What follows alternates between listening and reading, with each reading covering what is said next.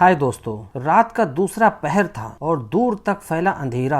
दिए की बत्ती भी घंटों जलकर बुझ चुकी थी। बात उस दौर की है जब आजकल की तरह न तो बिजली थी और न ही कोई ऐसा दूसरा सोर्स जो घरों, सड़कों और गलियों को बिना दिन रात के फर्क को समझने में कोई कंफ्यूजन पैदा करे। 10 जुलाई 1856 की रात को क्रोएशिया में एक पादरी के घर एक नवजन्मे बच्चे की आवाज से गूंज उठा। ये नवजात बच्चा आने वाले भविष्य को बदलने वाला था। माता और पिता ने इस बालक का नाम दिया निकोला टेस्ला। चलो बच्चों, आज निकोला टेस्ला के बारे में जानते हैं। अब वो बड़े हो गए और ऑस्ट्रिया के टेक्निकल कॉलेज ऑफ ग्रांस में ग्रेजुएट की पढ़ाई के लिए निकोला टेस्ला ने एडमिशन लिया। कहते हैं कि वो सुबह 3 बजे से देर रात 11 बजे तक बिना थके लगातार काम करते थे। टेस्ला बहुत ही माइंडेड पर्सन थे। वे 7 भाषाएं बोल और समझ सकते थे। कैलकुलस की कठिन से कठिन समस्या को बहुत ही आसानी से सॉल्व कर देते थे। क्या आप अंदाजा लगा सकते हैं कि इतने बेहतरीन स्टूडेंट को कॉलेज से क्यों निकाल दिया गया? जैसा कि ज्यादातर बच्चों के साथ ऐसा होता है, निकोला टेस्ला को जुआ खेलने की बहुत ही बुरी लत लग गई थी। कॉलेज से निकाले जाने के बाद टेस्ला यूरोप की तरफ चले गए थे।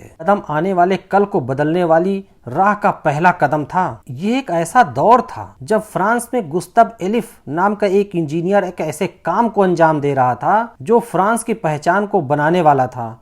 आगे चलकर इसी के नाम पर एफिल टावर का नाम रखा गया। टेस्ला ने इसी शहर को अपनी शुरुआती कर्मभूमि के रूप में चुना था। थॉमस एडिसन की इलेक्ट्रिक कंपनी के पेरिस ब्रांच में टेस्ला ने अपनी कैरियर की शुरुआत की। बहुत ही जल्द ही अपनी मेहनत और दिमाग से उस कंपनी के सभी सीनियर को इम्प्रेस कर दिया। एक नया मोड़ तब आया जब निकोला टेस्ला और थॉमस एडिसन का आमना सामना हुआ और इस वक्त 1879 में एडिसन ने बिजली से चलने वाले बल्ब की खोज करके खुद को विज्ञान के क्षेत्र में वर्चस्व स्थापित कर चुके थे। एडिसन ने डीसी से चलने वाले पावर स्टेशन को स्थापित कर स्ट्रीट लाइट द्वारा अमेरिका के कई शहरों को रोशनी कर दिया था। टेस्ला को यह समझने में देर न लगी कि डीसी पावर बहुत ही प्रभावी नहीं है। इससे सिर्फ आधा मील की दूरी तक ही पावर सप्लाई की जा सकती है और ये बहुत ही महंगी भी है। तभी टेस्ला ने एसी पावर का विकल्प एडिसन के सामने रखा, जो एसी डीसी की तुलना में बेहद सस्ती थी। एसी पावर एक ऐसी करंट थी जो बिना किसी बैटरी की मदद से सिर्फ मैग्नेटिक रे में परिवर्तन करके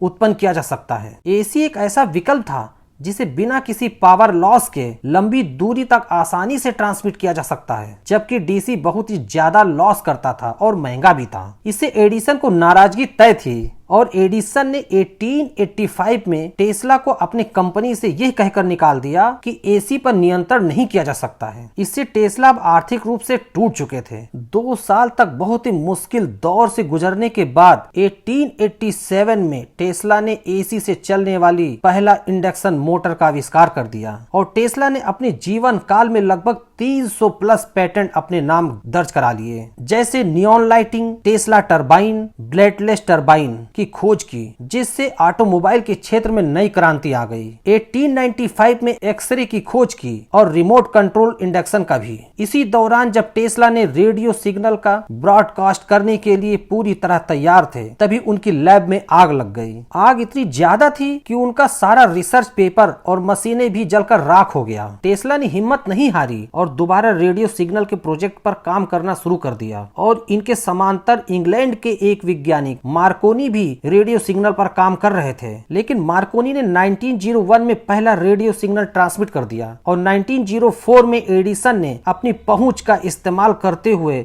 मार्कोनी के नाम रेडियो का पेटेंट करा दिया। 1911 में इनको नोबेल पुरस्कार मिला। मार्कोनी ने जो रेडियो सिग्नल का ट्रांसमिट किया था, इस प्रोसेस में टेस्ला का 17 पेटेंट थीसिस का प्रयोग किया गया था। टेस्ला ने अपने पेटेंट का प्रयोग करने पर मार्कोनी के खिलाफ केस कर दिया, लेकिन केस लंबा खिंच गया। जब फैसला टेस्ला के पक्ष पे आया, तब तक टेस्ला की मृत्यु हो गई थी। धन्यवाद।